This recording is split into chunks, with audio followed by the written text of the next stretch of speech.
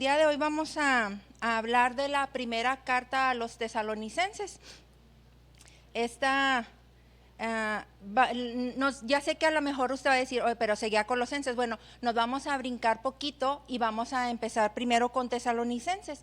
¿Y qué es lo que vamos a encontrar en esta carta? Bueno, esta es una carta de acción de gracias, que tiene aliento, que tiene exhortación, principalmente información y exhortación para los creyentes recientes, para los recién convertidos, especialmente gentiles, que acababan de conocer al Señor.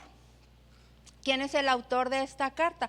El autor de esta carta es Pablo, quien la escribe en su segundo viaje misionero, en el viaje que hizo con Silas y con Timoteo, y la escribe aproximadamente en el año 51 después de Cristo. Esta carta, como le dije hace ratito, va dirigida a los recientes convertidos en Cristo que estaban en Tesalónica, que los cuales eran mayormente gentiles. Tesalónica era una ciudad norteña del puerto marítimo que estaba muy cerca del mar Egeo y que se encontraba a ambos lados de la vía Ignacia. Y en este tiempo, esta ciudad era una de las principales ciudades en Macedonia. Ahorita le voy a mostrar un mapa para que más o menos ubiquemos en dónde estaba Tesalónica. ¿Cuál es el trasfondo del libro? Bueno, como le dije hace ratito, Tesalónica era la capital de Macedonia. Aquí estaba ubicada a 60 kilómetros más o menos al suroeste de Filipos, y era un puerto marítimo muy próspero y era un importante centro de comercio y de comunicaciones. El pueblo, la ciudad, Tesalónica, tenía aproximadamente una población de 200,000 habitantes. Y aquí, entre estos 200,000 habitantes, había una gran comunidad judía, muchos de los cuales, no todos, pero muchos de los cuales se unieron a Pablo y a Silas al comienzo de su ministerio. Y también con ellos se unió un buen número de griegos y muchas mujeres influyentes que habitaban en Tesalónica. Sin embargo, después de que Pablo funda esta iglesia en Tesalónica, tuvo un muy breve pero muy fecundo ministerio. ¿Y esto por qué termina? Bueno, termina por la fuerte oposición de los judíos que estaban celosos de la influencia de la iglesia que estaba teniendo, la iglesia que estaba fundando Pablo. Entonces, ¿qué es lo que pasa? Pablo es forzado a dejar Tesalónica y entonces se va a Berea.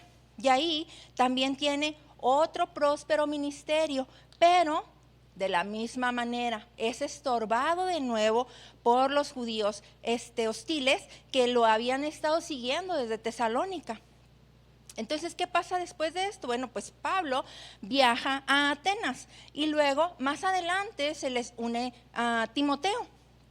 Después de este tiempo, Pablo se queda pues un poco consternado en saber qué es lo que está pasando con la iglesia en Tesalónica y qué es lo que pasó con ellos. Entonces, ¿qué es lo que hace? Envía a Timoteo para que le explique, para que vea cómo está la ciudad, cómo está más bien dicho, cómo está la iglesia que él fundó en Tesalónica. Mientras de que él va a viajar rumbo a Corinto. Timoteo va a Tesalónica luego de cumplir esta misión y después de ahí se va con Pablo a Corinto, se une a Pablo en Corinto para darle las nuevas de lo que está pasando en la iglesia de Tesalónica. Y cuando recibe Pablo las noticias de la iglesia de Tesalónica, realmente se pone muy contento. ¿Por qué? Porque la respuesta del informe de Timoteo es que la iglesia está bastante bien. Entonces Pablo escribe esta carta a los tesalonicenses unos 3 o unos 6 meses después de que él dejó a Tesalónica. Le decía hace ratito, es más o menos para que se ubique, no sé si lo alcanza a mirar, pero las letras rojas que están ahí, esa es Tesalónica. Ahí es en donde estaba Pablo. Toda esa parte es lo que es actualmente una parte de Grecia. Dice que Pablo, después de haber ido a Tesalónica, se fue a Berea y luego a Atenas. Atenas va a ser las letritas negritas que están, no, ¿este tiene apuntador? ¿Tiene apuntador? Ah, Atenas está aquí. Tesalónica, y de ahí se va a Atenas. Y luego después se va a Corinto. Ay, déjeme ver, acá está. Luego se va a Corinto. Nada más para que se ubique. Ese es un mapa actual con las iglesias que estaban en la antigüedad. Entonces nada más es para que se ubique de dónde estamos hablando.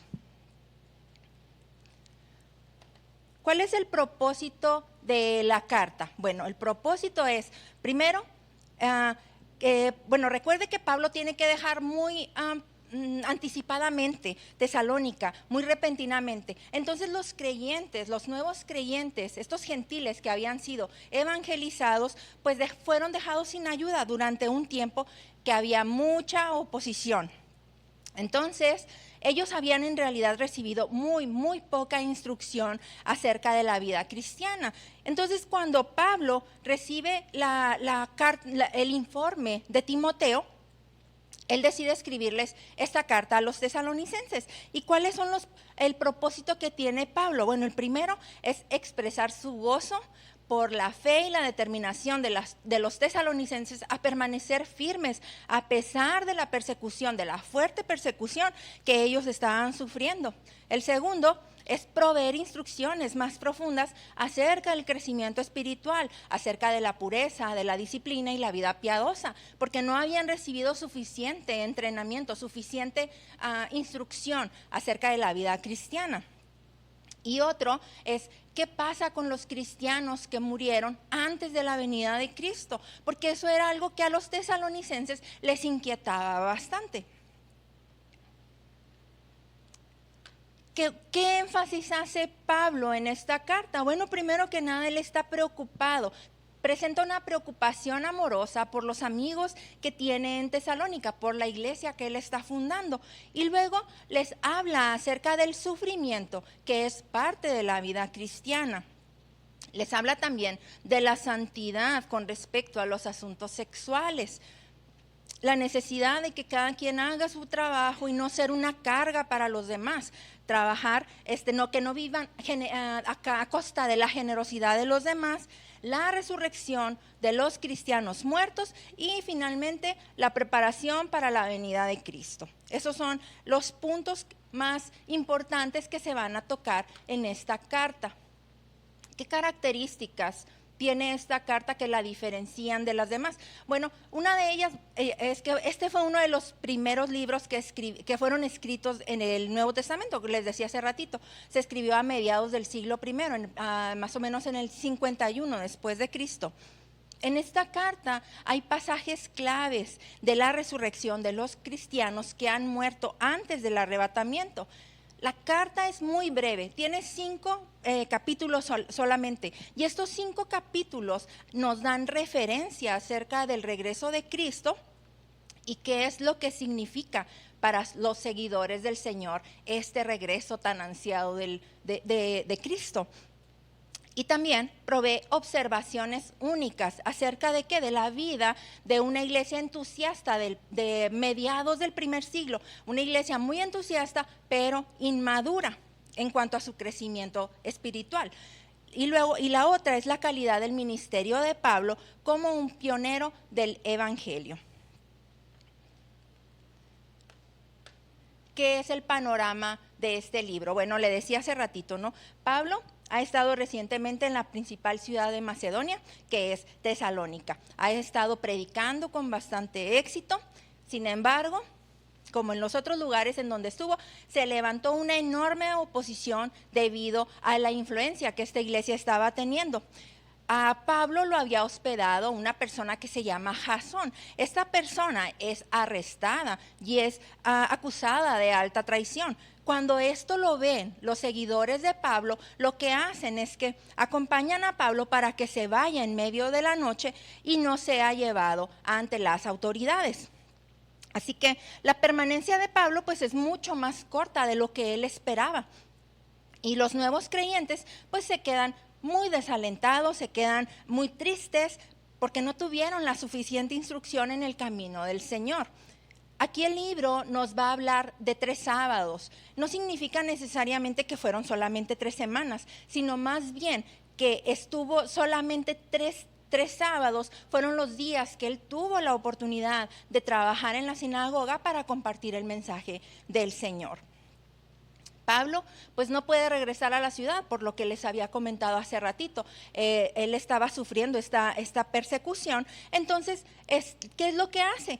Como él se queda muy intrigado de saber qué es lo que pasaba con la iglesia, lo que él hace es que manda a Timoteo, el cual pues no iba a ser reconocido y no iba a sufrir ningún daño en su integridad al llegar a Tesalónica. Timoteo le da un informe muy positivo, de la fe de los tesalonicenses. Entonces, Pablo les escribe de regreso dándoles gracias a Dios porque todo está muy bien con ellos, dándole gracias a Dios por la fe de ellos y que pues aunque están muy bien en su fe y son una iglesia madura, todavía les faltan algunas deficiencias que tienen que quitar, en las que tienen que trabajar. Así que como él no puede ir, lo que hace es escribirles esta carta para estar presente y complementar la parte de la enseñanza que les faltaba a ellos. Entonces, aquí se toman 3 asuntos muy importantes. La primera, que es las acusaciones de Pablo, contra Pablo. Aquí esas acusaciones si usted tuvo tiempo de leer la carta a los tesalonicenses, estas acusaciones eran dirigidas contra charlatanes religiosos o contra charlatanes filosóficos. Probablemente los sufrimientos que estaban sufriendo los tesalonicenses, pues eran a causa de esto, ¿verdad? No sabemos si eran a causa de que creían que Pablo era un charlatán. Pero pues recordemos que Pablo se había ido en medio de la noche con cargos políticos que le estaban haciendo en Tesalónica. La segunda era el comportamiento sexual. Para los griegos y para los romanos no era inmoral el comportamiento sexual fuera del matrimonio. Para ellos era como un estilo de vida. Pero pues sabemos que para los creyentes eso es una falta, ese es un pecado, es promiscuidad sexual. Y la tercera, la vida después de la muerte. Se han encontrado suficientes evidencias acerca de que los tesalonicenses paganos estaban muy interesados en saber qué era lo que sucedía después de que las personas fallecían, qué era lo que pasaba después de la muerte. Y aquí también es importante notar que a pesar de que Tesalónica era la capital de Macedonia y era una región griega, como le mostré ahorita en el mapa, y es prácticamente lo que ahorita es una parte de Grecia, Albania, Bulgaria y Serbia. Pero esa parte, a pesar de que era griega, era una provincia romana. Entonces, sus ciudadanos serán reconocidos por la lealtad que ellos deberían de tener al César.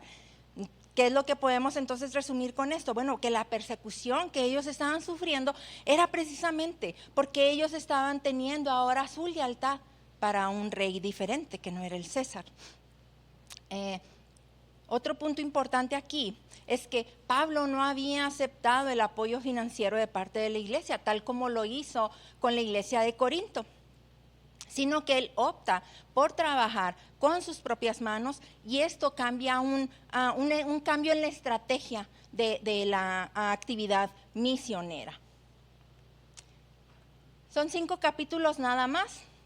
Vamos a intentar desmenuzarlos lo más posible. Y vamos a encontrar en el capítulo 1, versículo 1, la salutación, el saludo. Aquí vamos a encontrar la más breve salutación de Pablo, la cual va a ir seguida de una oración y un informe. Ahí sí la ve, ahí se la puse, el versículo 1, capítulo 1, versículo 1. Pablo y Silvano y Timoteo a la iglesia de los tesalonicenses, que es en Dios Padre y en el Señor Jesucristo, gracia y paz a vosotros de Dios nuestro Padre y del Señor Jesucristo. Y se acabó. Eso es todo lo que Pablo les dice como introducción, como su saludo.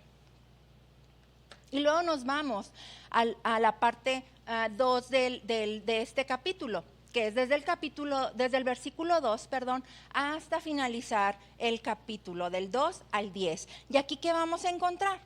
Una acción de gracias. La acción de gracias por la fidelidad de los creyentes tesalonicenses, dando lugar a un recordatorio de su conversión. Pablo les recuerda que ellos han sido escogidos por Dios. Y ahí les puse el versículo. Sabemos, hermanos míos de Dios, que Él os ha elegido. Eso es lo que Pablo les dice. Recuerden que ustedes han sido elegidos por el Señor. Y les dice que debido a que creyeron y que respondieron en fe, ellos fueron obedientes también a la palabra del Señor, poniéndola en práctica en su vida diaria, convirtiéndose entonces en un ejemplo. Es decir, que la vida de los tesalonicenses era como un testimonio del mensaje de Cristo y fue extendiendo la fe por todo el lugar, sirviendo a Dios. Y luego también les habla de la esperanza. Yo creo que esto nada más no es la esperanza de los tesalonicenses, yo creo que es la esperanza de todos los que creemos en el Señor, la esperanza en el regreso de Cristo, ¿no? También de eso les habla, y aquí hace el énfasis en 4 cosas. Hace énfasis en el papel de Pablo y el Espíritu Santo en la conversión de los tesalonicenses, y al igual que Pablo, e imitando a Cristo, están experimentando tribulación por su fe. Pero también están experimentando algo, el gozo del Espíritu Santo. Las noticias de la conversión de los tesalonicenses llegaron a Pablo hasta Corinto a través de Timoteo. Y la conversión incluye apartarse de la idolatría y esperar el regreso del Señor. Y eso es el capítulo 1. Va a estar bien rápida la clase, hermanos, porque son 5 capítulos nada más y están bastante seccionados, muy amplios. El capítulo 2, ¿de qué nos habla el capítulo 2? Bueno, es un recordatorio del ministerio de Pablo. Aquí Pablo les recuerda la integridad de él, su integridad, mientras de que estaba sirviendo con ellos. Y Pablo se defiende de las acusaciones que le llamaban que él era un charlatán religioso. Y les recuerda que su predicación en ningún momento fue para agradar a los hombres, sino a hablar palabra de Dios. Porque Pablo, recordemos que él no estaba tratando de ganar la aceptación y la aprobación. Y él no iba a decir, que es algo que también nosotros tenemos que hacer, ¿verdad? No tenemos que decir lo que la gente no quiere escuchar. Nosotros tenemos que hablar de la palabra del Señor. Nosotros, tristemente, si ofendemos con el mensaje que el Señor tiene, tenemos que decirlo, porque esa es nuestra obligación, tal como Pablo lo hizo. Él tenía que decir lo que la gente no quería oír, y él tenía que decir las cosas aunque a la gente le ofendiera. Y el motivo de la predicación es solamente uno: agradar al Señor, aunque sea incómodo para quien lo esté escuchando. Pablo aquí usa 3 figuras: la figura del hijo pequeño, la figura de la madre y la figura del padre. ¿Qué quiere decir todo esto? Bueno, Pablo habla de manera muy general en todos los sacrificios que hacen la madre, el padre, para proteger a sus hijos, ¿no? Haciendo sacrificios para nutrir, para proteger, para satisfacer las necesidades espirituales de sus hijos, y en este caso, pues del pueblo de Dios, ¿verdad? Que eran para Pablo como sus hijos espirituales. Que con paciencia él va viéndolos crecer en la fe, el Señor, con un amor profundo, al grado de estar dispuesto a entregar su vida por ellos, de dedicar tiempo para llevar el mensaje del Señor, a través de que también, a través de vivir una vida santa, una vida sin mancha, con integridad espiritual y con devoción al Señor, dándole guía y aliento a estos nuevos creyentes, representando con esto el carácter de Cristo, sin tener nada de qué avergonzarse, lo cual únicamente se va a lograr a través de la gracia y el poder del Señor, ¿no? Y luego nos vamos a la parte 2 de este capítulo 2. Y vamos a encontrar 4 versículos nada más, del 13 al 16.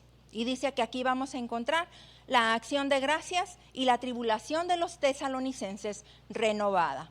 Aquí hace una comparación entre la tribulación que están sufriendo los tesalónicos con sus compatriotas y las iglesias de Dios en Cristo, las cuales también fueron perseguidas por los judíos. Él rechaza firmemente el comportamiento de los que se opusieron al mensaje de Cristo y que además persiguieron a la iglesia. Y él recuerda que fueron los judíos quienes causaron la tribulación a Cristo, pero también a sus profetas. Y les dice, ¿verdad? Estas personas no solamente mataron a Cristo y a sus profetas, pero ahora están estorbando a los gentiles para que ellos lleguen a ser salvos a través de la fe en Cristo. Y luego viene la parte final del capítulo 2. Y permítame tantito porque ya se me secó un poquito la garganta. Viene la parte 2, la parte final del capítulo 2 y la primera parte del capítulo 3. Y aquí Pablo va a hablar de los tesalonicenses y de Timoteo. Aquí Pablo les está explicando a ellos que él intentó regresar a Tesalónica, pero pues con todas las cosas que estaban sucediendo, él no pudo regresar. Y agrega también que Satanás había puesto obstáculos para que impidiera su regreso a Tesalónica. Y por eso él tuvo que mandar a Timoteo para que le informara cómo estaban a la luz del sufrimiento que los tesalónicos estaban viviendo. Y él dice que se muestra muy contento de que los tesalonicenses hayan permanecido firmes, de que no hubieran caído en el engaño del enemigo, y que tiene un gran alivio cuando él recibió el informe de Timoteo acerca de la fe y del amor de los tesalonicenses, y termina con una acción renovada, con una renovada acción de gracias.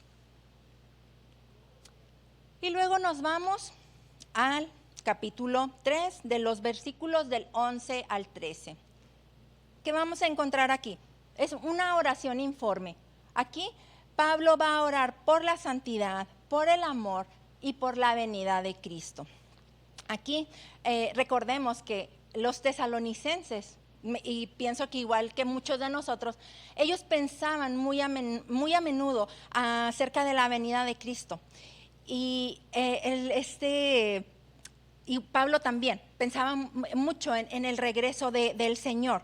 Y Pablo realmente consideraba que era una tragedia que las personas que hubieran conocido al Señor no estuvieran preparadas para cuando el Señor regresara. Él consideraba un mal innecesario el no estar preparado para el regreso de Cristo. Y les recuerda que tienen que ser santos, que tienen que ser moralmente puros. ¿Qué quiere decir esto? Bueno, santo significa estar espiritualmente pleno, separado del mal y estar dedicado al Señor. Y termina en el versículo 13 diciendo, con todos sus santos. ¿Qué quiere decir esto? Bueno, al decir con todos sus santos, Pablo se está refiriendo a los seguidores de Cristo que han pasado de esta vida para estar con el Señor. Y luego, con eso termina el capítulo 3 y nos vamos al capítulo 4. El capítulo 4, los versículos del 1 al 8, está dedicado exclusivamente a la pureza sexual. Aquí Pablo está abordando el asunto que les estaba faltando a los tesalonicenses, la pureza sexual. Es la parte que estaba siendo más débil la situación de ellos. Aquí, como le dije hace ratito, la inmoralidad sexual era algo socialmente aceptable en los pueblos griegos y en los pueblos romanos. Era algo común para ellos. Pero recordemos que eso no es aceptable para el pueblo del Señor, ¿sí? Entonces, tenemos que recordar una cosa: las normas divinas nunca bajo ninguna circunstancia deben de ser bajadas del estándar para ser adaptadas a las normas sociales. Nunca debemos de bajar, no porque sea algo moralmente aceptable, quiere decir que es aceptable dentro del pueblo del Señor o es aceptable para Dios. Nunca debemos de bajar el estándar de las normas divinas. Y Pablo les recuerda a ellos que Dios les llamó y que Dios les dio además de su Espíritu Santo. El Señor requiere que nosotros vivamos bajo las más elevadas normas de pureza, ética y moral, en todos los sentidos. Nosotros tenemos que ser apartados en todas las cosas que hagamos. No nada más está hablando aquí de las cosas meramente sexuales, sino en todos los ámbitos de nuestra vida. Nosotros tenemos que ser apartados con unos altos estándares de pureza y de ética en todas las cosas que nosotros hagamos. Nosotros no debemos aceptar ni conformarnos a los comportamientos de la sociedad que no enaltecen al Señor. Y al igual que los tesalonicenses. Bueno, nosotros hemos sido llamados a vivir una vida monógama. Y el comportamiento sexual inmoral es una ofensa al Señor. Y también les dice, sí, eso es algo muy malo, pero ¿sabes también que es muy malo? Hacer daño a otras personas. Aunque no sean cristianas, no podemos hacer daño a otras personas. Les exhorta a no agraviar ni a engañar a otros.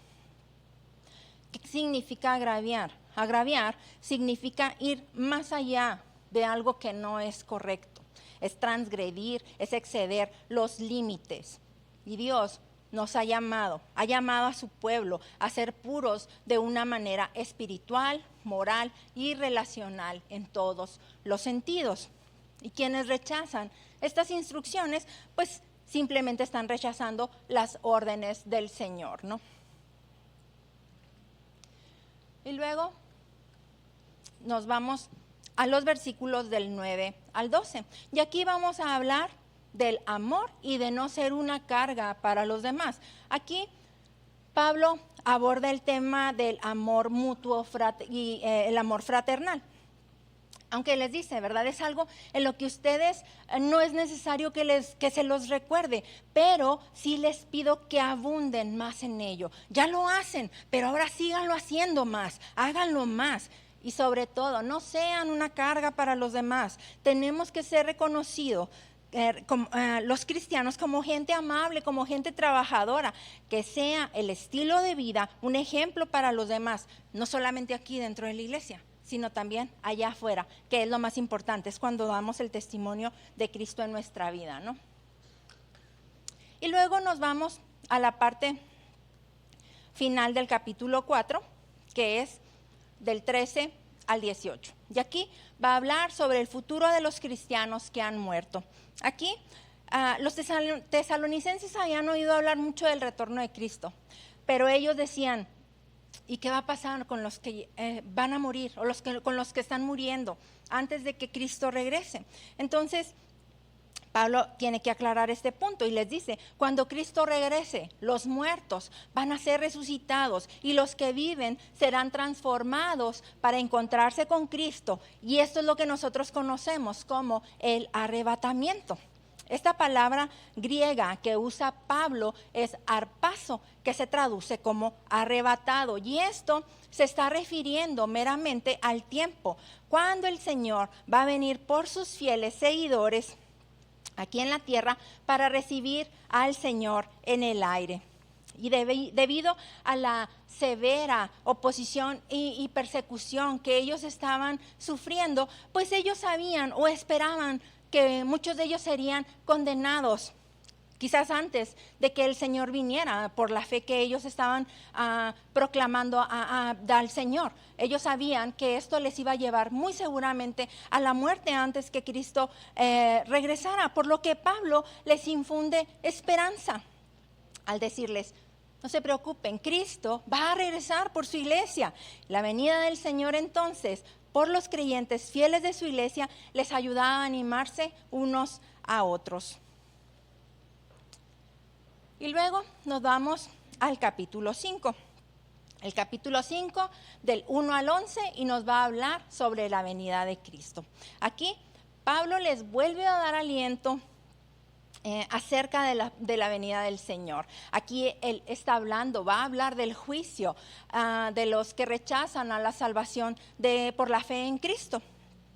Y también habla de los últimos días al mencionar el día del Señor. Y les dice, les recuerda que el Señor va a venir como ladrón en la noche, refiriéndose a que no se sabe cuándo será. Siempre hemos nosotros como humanos intentado determinar cuándo será el día al que va a venir el Señor, cuándo va a ser este día, va a ser a esta hora. Y yo me acordaba mucho de cuando pasó lo del Y2K, ¿se acuerda? Cuando era el año 2000, que las personas decían, no, es que ya, hasta aquí llegamos, no va a haber más. Y luego cuando pasó lo del 2012, también las personas estaban muy ansiosas pensando que ya ese era el final de los tiempos. Pero una cosa sí es segura y la Biblia nos la dice: nadie sabe el día ni la hora. No sabemos cuándo va a llegar el Señor. Él vendrá de manera inesperada.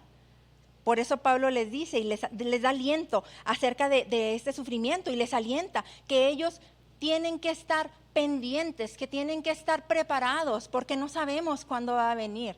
Y les recuerda: ustedes pertenecen al día. Ustedes son hijos de luz. Antes de la noche de la ira del juicio, ustedes son hijos de luz. Y en estos nosotros estamos destinados para escapar de la ira del Señor. También les dice, tienen que estar preparados, tienen que estar listos, porque para que no les tome de sorpresa cuando el Señor venga, cuando el Señor regrese. Preserven en la fe, en el amor, en la esperanza. Les dice, velemos y seamos sobrios. ¿Qué quiere decir velar? Velar no significa que estemos despiertos de noche y de día. No. ¿Qué significa velar? Es preparado espiritualmente con el fin de escapar de la ira del Señor. ¿Qué quiere decir estar sobrios? No quiere decir que no estemos ebrios, sino que estemos alertas espiritualmente, que no estemos atrapados en los placeres mundanos, que las preocupaciones o distracciones espirituales no nos distraigan, valga la redundancia, de tal manera que provoquen que seamos infieles al Señor. Y además les exhorta a vestir la coraza de fe. ¿Qué quiere decir esto? Que tengamos una comunicación, una comunión, una unión más cercana con el Señor, que tengamos comunión de amor y confianza con Cristo, que llevemos una vida que realmente muestre el amor con los demás y que protejamos en nuestro corazón, pero de una manera espiritual. Y les habla también de la esperanza de salvación como yelmo. ¿Y qué quiere decir esto? Bueno, que la mente debe de estar protegida de ser librada de la ira del Señor, y que nosotros vamos a estar con el Señor por la eternidad. Y luego vamos a casi la parte final, los versículos del 12 al 22, y aquí son las exhortaciones finales que le da a los tesalonicenses. Aquí les exhorta a brindar honor, a brindar respeto a sus líderes, a tener relaciones sanas en la comunidad, a que no paguen mal por mal, siguiendo el ejemplo de Cristo, que amen a los enemigos y que hagan bien a quien les aborrece, perdonando a todos como Cristo ya lo ha hecho con nosotros. Y luego les dice también que hay que tener piedad básica. ¿Cuál es la piedad básica? Bueno, es el gozo, la oración y la acción de gracias constantes. Tener una comunicación constante con el Señor, invirtiéndole tiempo, aprender a escuchar al Señor en oración. Mostrar agradecimiento por todas las cosas que el Señor hace por nosotros, y luego les fomenta a alentar la profecía, pero les dice, antes de que ustedes den una profecía, por buena o por un mensaje del Señor, evalúenla, supervísenla adecuadamente con la norma de la palabra del Señor, a la luz de las Escrituras. Analícenla antes de que sea recibido como un mensaje genuino de parte del Señor. Y les insta, les reitera, retengan lo bueno. Y luego vienen los últimos, no cambia, ahí está. Vienen los últimos versículos, donde vamos a encontrar del versículo 23 al versículo 28 la oración y las salutaciones finales. ¿Aquí qué vamos a encontrar? Va a ser un sumario de todos los temas que fueron tratados en la carta. Pablo concluye esta carta con una oración por los tesalónicos, pidiéndole a Dios que continúe obrando en cada parte de su ser, de su espíritu, de su alma y de su cuerpo. Pide por su madurez mediante el desarrollo y la purificación, así como la preparación para los propósitos que el Señor los tenga destinados, lo cual obviamente no va a ser logrado por los propios medios de las personas, sino únicamente con la promesa del Señor, que dice: fiel es el que os llama, el cual también lo hará. Y vamos a concluir esta carta diciendo ¿qué es lo que aprendimos de esta carta? ¿Qué es lo que nos muestra esta carta? Bueno, la primera epístola a los tesalonicenses nos muestra una carta llena de muchas cosas buenas para la edificación de las relaciones dentro de la comunidad cristiana, mientras de que estamos esperando la segunda venida del Señor, quien va a poner fin a esta historia humana, a esta historia que estamos viviendo ahorita, nuestra historia presente. Las enseñanzas principales de esta carta son la fe, el amor y la esperanza, los cuales van a ser los pilares de nuestra vida cristiana y que se tienen que cultivar de una manera constante. Nos enseña la santificación y la vida cristiana, los cuales nos invitan a resistir en un entorno de presiones que son contrarias al Señor, adoptando comportamientos éticos y tratando a los demás con respeto, recordando que la santidad y la integridad son preparación para el encuentro con el Señor. También nos habla de la perseverancia. Aunque estemos en medio del sufrimiento, tenemos que seguir perseverando en el Señor. Animándonos a mantener la fe, a mantener el gozo del Espíritu, aún frente a la adversidad. Recordemos que el sufrimiento es presentado como una manifestación del reino de Dios en el mundo actual y es una preparación para la futura glorificación de los creyentes. Y finalmente nos muestra la cercana relación de enseñanza y guía pastoral para poder fortalecer a la comunidad cristiana. Si usted está pasando por tribulaciones, si está pasando por angustias, solamente le quiero decir lo mismo que Pablo: fiel es el que os llama, el cual también lo hará.